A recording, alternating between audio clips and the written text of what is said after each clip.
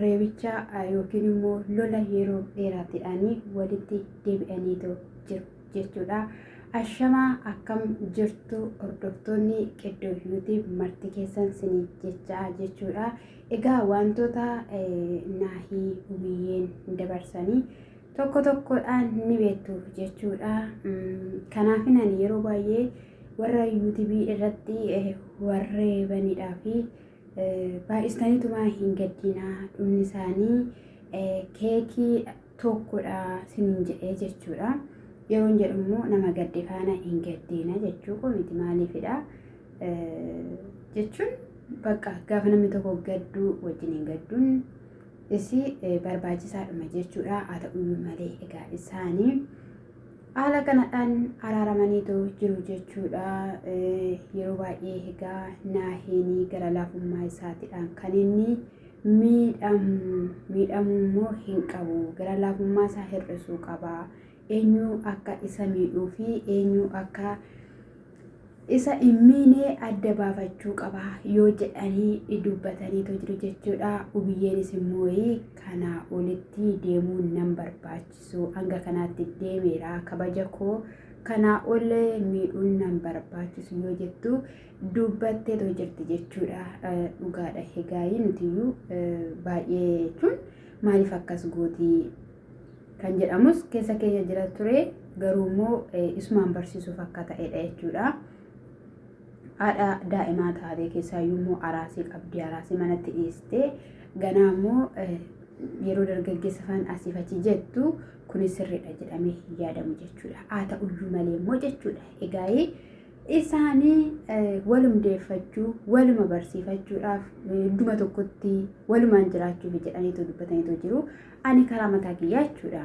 Yaada kana hin fudhadhu. Isuma dhugaan sinin jedhee isa dargaggeessa fidanii inaaffisiisanii isa dargaggeetti fidanii inaaffisiisan kana ani hin fudhadhu. Itti waliif hin galu isa dhugaan sinin jedhe maaliif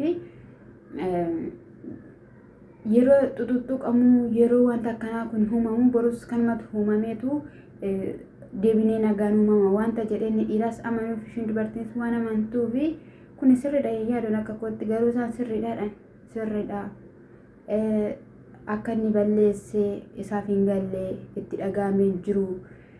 Kanaafiyyuu anatti baay'ee natti dhagaame inni dubartoota garaagaraa fidee dhufee naa baarsisu maal ta'u akka isatti dhagahame akka inni baruufi akkasumas immoo isinis nafaana taatanii waan baay'ee argaa turtanii haaraa turtanii dhiphachaa turtanii isa kanaaf isinitti illee maaltu dhagaame hinnaa sanaanii kana dhiisaati. Anis immoo dubartii akkanaa miti ani dhala qabaa ijoollee qabaa ijoollee koodhaaf immoo waan namaa ta'e wanta gaarii hin taane ol kaa'uu hin barbaadu. Wanta ta'uun ol kaa'ee fi darbuu fi barbaada ijoollee kiyyaadhaa fi anis immoo Naahiidhaanii nan jaaladha. Naahiinis na jaalataa.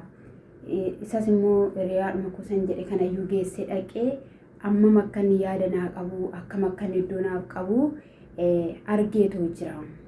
Si'iniyyuu walitti bu'eetu ture jetteen jechuudha mucaa sanaanis. Mucaan sunis immoo nuti barnootumaafidha. Wanta gaarii miti kan nuti hojjanne wanta bareedaa miti. Garuu haa ta'uyyuu malee immoo gaa'ela tokko fayyisuudhaa fi hanga danda'amaa ta'etti hin deemama jechuudha. Hin deemama jedhee jechuudha. Waliin deemanii waliin shirkuu jedhanii jechuudha. Egaa edda akkas ta'e jechuudha. Sirratti maaliif gaafa jalqabaa sana jechuudha kiraadhaanii eessa akka fiddee maaliif akka fiddee himi jechaanii turte jechuudha. Muudii isaanii jechuudha.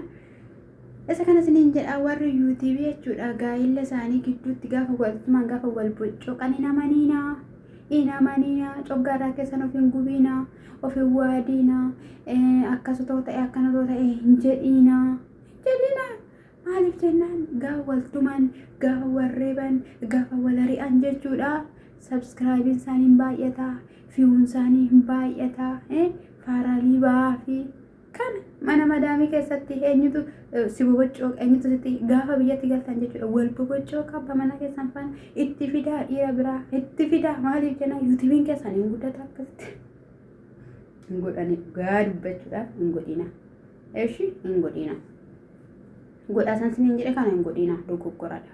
Mana keessan diiga gaa'ela keessan diiga amma isinii danda'amaa ta'etti jechuudha hubannoodhaa fi ogummaadhaan itti deema. Ishii gorfadhaa ofirraa dhiibdanii achi hin bayinaa. Yoo wanti tokko irra gaheera ta'e immoo kadhadhaa fi jaalatti mul'isaa. Fuula isaa kana mangaaga isaa kana tuttuqaa. Gaafa sanaatti manaan kiyya na jaalatteedha. Gaafa inni galu galgala bishaan isaa miila isaa fi bijamaan ni geeddaratu immoo jechuudha. Algarra kaafii sanaa booddee inni yooma mana kootti galaa. Yoo manaadha manaa koo ishii damma sanatti ishii bijaamanaaf qopheessitee ishii bishaan miilaan sanatti yoo mangala suusii kootti osoo jedhu osoo raafamuu osoo bakka itti umuquma qototteedhu galgalli gaafin dhufa jechuudha. Si galee akkasittidha. Umurii kee gimmashaa biyya arabaatti fixxe golaa dhormaatti fixxe umurii kee gimmashaa shafte immoo jechuudha. Hubannoo fagummaan itti fayyadame. Ganaa na qabi na buusi na dhiisin jedhiin. Tasgabbaa obboloota kiyya tasgabbaa. Waliigalteen hojjedhaa. Yuutuubii keessan banadhaati galaa. Innaa galtan utaalaa. Of gadhiisa maaliif jennaan hidhamaa turtan mana hidhaa keessa turtan takaalaa sinirra jira ture takaalaa keessan kutadhaa. Anatu siniin jedhe madaamii mee mana jirti dhugaa rabbii innaa haadhamuu daamedhamte siniin jechuun jaaladha. Ani akkatatti isaanitti naraaman baay'ee natti toleera. Innaa ani dhugaan qabaa ani qulqulluudha ani ubiyyeedhaan haala nama hin beeku dubartii hin beeku jedhee akka faafiin immoo agarsiisaa turteetti immoo namoonni baay'eenis dhugumaan garaatti baattee fi dhugumaan kan saatidha jennee turre abbaa manaa najjii mucaan kan kootidha nan beekaa jedhechaa ture. Nan beeka jechuun waan erge qabanii jechuudha. Haa ta'u maleeyyuu ishiin lakkeettee jechuudha. Mucaa sanas gaddisiistee asii wiyyees gaddisiistee gara laafummaa isaatiin immoo jechuudha naa hin miidhamaa ta'ee akka afu barbaadde turteeyyuu Salamuun mucaan jedhamu sanattis immoo icciitii ishii himatteetti karoora baafatte himatteetti murtoo murteeffatte himatteetti. Suni hundinuyyuu immoo jechuudha karaatti jalaa hafee jechuudha galma hin geenyee fi innis icciitii jiru jalaa baasee hime. Mucaanis kan naa himiti qulqulluudha inni harkaa baasee jechuudha kanaahi faafii harkaa baasee isheen ammattee wajjin rafuudhaaf ture karoorri ishiiti ammas garuu hin dhaabbattuuf jedhaniitoo jiru jechuudha. Achi booda bakka naayin waamamee naayinis yeroo dhufee jedhutti itti kokkolfanii nagaa nu gaafadhu gaafa jedhanii ni gibibbitti jiraa rakkise jechuudha. Yeroo kana keessatti gaa'ii maalidha kaleessa akkasii hadhumaanidha dingaa fayyaana argitanitti mitiira akkatti isaanii keekii wal diban keekiin isaan biratti bushaadha. Achi bakka akka inni natti dhagaame sun sitti dhagaamuuf malee waan biraaf miteetti obiyyeenis yaadaan gorsite uyyeen bazawee dubartii cimtuudha. Kanaaf immoo dubartii ani kanaaf immoo yeroo baay'ee qimamii mana madaamii siniin jedha qimamii mana madaamii jechuudha dandeessuu obsituu hunda baattuudha isheen hunda dandeessuudha dhugaan siniin jedhe damma wabii lubbuuti kan hin jedhu isa kanaaf maaliif dandeessee waan hundumayyuu dhaabbatteetidha malee otoo biraatii hin baddi jechuudha. Sana booda bakka isaanis gurgursuu yaalanii nuti gaa'elumti kee akka deebi'uuf manatti akka deebituuf ijoollee keetti akka deebituuf jedhanii gurgursanii innis booda hin amanee jechuudha. Amanee bakka manus dideera garuu soba dheedhee namanus didee wawwaalamee osuma jedhu bakka dhugaa jirudha jetteen ishiinis obboleessi biyyee sunillee bitamee jechuudha dhugaa dubbachuudhaa fi namatti deebi'ee seexana jechaanii kan ture sun maali jennee bakka ama viidiyoo isaanii ilaaluudhaan nu sodaachisu dirasitti gaa jechuudha mucaan suni akka lammata ishiin hin miidhamneefidha jedhe jechuudha.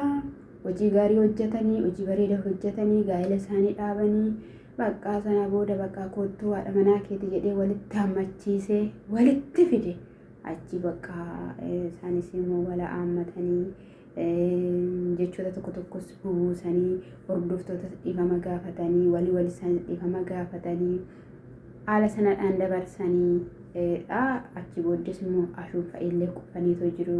Edda dhufaniis immoo isaanii akka abaaramanii namoonni nama baaran immoo nama gorsuuf nama deebisuudhaaf maatiin ofiiyyuu nama reebanii nama deebisu jedhanii yaada isaanii fudhatan jechuudha. Hordoftoota naayii gammachuudha. Garuu immoo kana booda naahini gara laafuu hin qabu. Gara laafummaan akka malee nama miidha. Dhugaadha nama miidha. Nama miidha malee dhugaan siniin jedhe. Akka nama waa dafaquutti jechuudha. Yeroo inni dafaqee nama jiissee jechuudha. Akka namni hin goggone yookiin immoo namni jabaateen dhaabannetti gaafa inni nama godhee allayyaarratti nama gatu jira gara laafummaa. Gara laafummaa jechuun baay'ee ulfaata dhugaan siniin jedhe. Waa baay'ees nama dhabsiisa gara laafummaan akka malee. Garuu immoo waaqa biratti immoo baay'ee bareedaadha jechuudha. Nama biratti illee miidhamte. Egaa akkas isiniin jechuun jaaladha. Walitti gatanii bahanii waliin dabarsinadhaniiti. Isaan immoo bahanii viidiyoo hojjetanii dhiifama walii isaanii gaggaafatanii dhiifama nu gaafatanii gara hojii keenyatti deebinaa naahinis gara hojii isaatiitti deebi'uu qaba jedhanii dubbatanii isa biraanis immoo isa kana isiniin jechuun jaaladha. Ammanii gara kamittan deebi'asinitti fakkaate gara Ruuttaaf gara Abrahaamitti. Ruuttaa fi Abrahaamis immoo inni araaramu xiqquma ishii warra rukutu xiqquma ishii walii ifatu xiqquma ishii isan yeroo ishiin garaatti baattu sana madaa sana quuqama sana daddarbannaa sana jechoota sana xiqquma ishii immoo akka itti dhaga'amu gootee Ruuttaan jechuudha ofitti deebisti. Garuu immoo akka itti immoo dhaga'amu beektu Abrahaamitti hin dhaga'amu. Maaliif jennaani hiriyoonni isaa bukkee jiru ayizoo jedhuuni asiin intalli ishiin suni ayizoo jettiini. Inni kuni akka Abrahaam deebi'ee hin galleeyyuu godha jechuudha. Walirraa fagaatanii ni godha. Garuu yeroo kana keessatti kan naahii hiriyoonni naahii karaa biyyees ta'anii gara biyyeettis godhaniitti ija tokko lachan saniyyuu ilaalanii ture jechuudha. Kani Abrahaam immoo iyyuu Abrahaamiidhaan ija tokkoon ilaalu malee Ruuttaadhaan hin ilaalanii jechuudha. Kan immoo mana isaanii diigee jechuudha. Walitti deebi'u sanas haa ta'u kana keekii anu nan bitaa. Laslaasaa tokkoon keessan bitaa. Eenyu bittu sun keessaa? Eenyu bittu sun jedhee ana nyaatu. Innaa jechuudha. Qeddoo YouTube jechuudha.